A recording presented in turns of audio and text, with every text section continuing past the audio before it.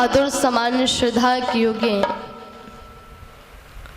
मंच की शोभा को बढ़ा रहे हैं अग्नि वस्त्रों से शोभित आदरणीय स्वामी शांतानंद जी महाराज, जिनके संपर्क सूत्र से हम आप लोगों के मध्य में उपस्थित हुए हैं। बड़ी ही सरलता और सौम्यता की प्रतिमूर्ति आदरणीय रामकृष्ण शास्त्री जी, मेरे पिता जगदीश जी, सामने बैठे हुए समस्त भद्र पुरुषों, माता। आइए, थोड़ा सा 15 मिनट का समय मेरे पास में है, उसके अंतर्गत रहते हुए कुछ चर्चाओं को आप लोगों के मध्य में रखने का प्रयास मैं करूंगी, इसी आशा और विश्वास के साथ में कि आप लोग ध्यान से और श्रद्धा से सुनेंगे, क्योंकि समय बहुत ज़्यादा हो चुका है। वो ध्यान और श्रद्धा तो शायद होगी नहीं, लेकिन फिर भी मैं प्रयास करूंगी कि आप लोग ध्यान से सुनेंगे। मैंने आप लोगों के मध्य में ये भजन रखा है कि ऋषि क्या फरिश्ता था, दिलों को करार दे गया। ऋषि दयानंद जी महाराज के जीवन को जब आप लोग पढ़ करके देखेंगे तो आप पाओगे कि दुनिया के अंदर जितने महापुरुष हैं उन सब के कोई ना कोई गुण ऋषि दयानंद जी महाराज के जीवन में अवश्य हैं। इतने गुण शायद किसी महापुरुष के जीवन के अंदर आप लोगों को देखने को मिलेंगे। और ये आजादी जो चर्चा हो रही थी, ये आजादी आप और हम तक भी तब पहुंची है जब ऋषि दयानंद जी महाराज का प्रादुर्भाव इस देश के अंदर हुआ। यदि ऋषि दयानंद जी महाराज ना आते, वेद की दुमदुमी ना बजाई होती, तो आज ये देश देश नहीं रहता। ये गुलामी की जंजीरों में जकड़ा हुआ ये देश आज गिरावट की तरफ अग्रसर होता हुआ दिखाई देता। ऋषि दयानंद जी महाराज ने देखा इस देश की स्थिति को, तो विचार किया, और विचार क्या किया, कभी ये देश विश्व गुरु कहलाता था, लेकिन आज ये दास बन करके बैठा है। क्यों? क्योंकि अपनी संस्कृति, अपनी मर्यादा, अपनी सभ्यता को छोड़ दिया, अपने महापुरुषों को भुला दिया। और ध्यान रखना, जो देश अपने महापुरुषों को, अपनी संस्कृति को भुला देते हैं, उन देशों के नक्शे सिमट जाया करते हैं। ध्यान रखना। ऋषि दयानंद जी महाराज ने देखा, विचार किया, बलवानों का ये देश, विद्वानों का ये देश आज गुलाम बन करके बैठा है। क्यों?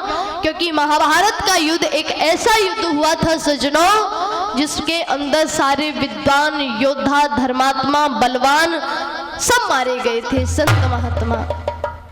उसके बाद में जिसके मन में जैसा आया उसने वैसा पंथ चलाना शुरू कर दिया, और उन्होंने इतनी गिरावट इस देश के अंदर ला करके खड़ी कर दी कि ये देश गुलाम बन गया था। ध्यान रखना।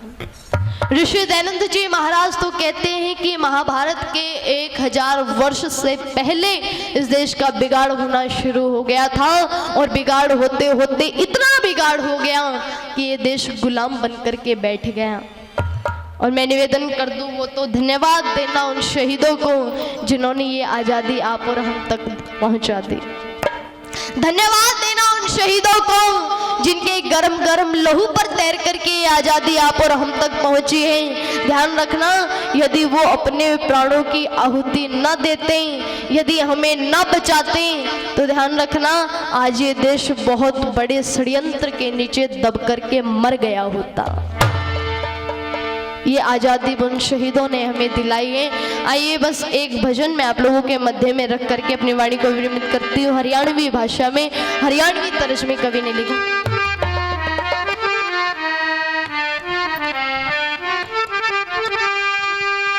क्यों आज़ादी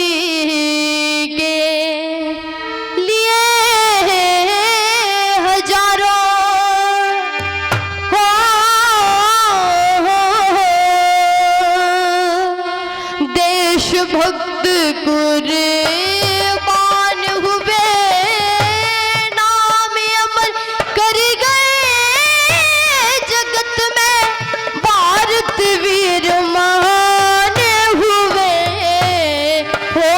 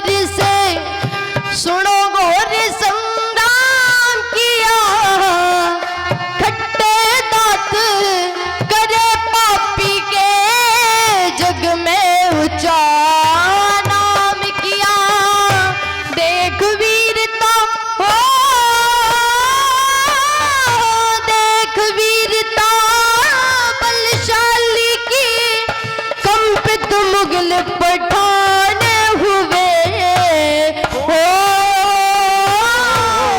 आजादी के लिए हजारों देशभक्त कुर्बान हुए।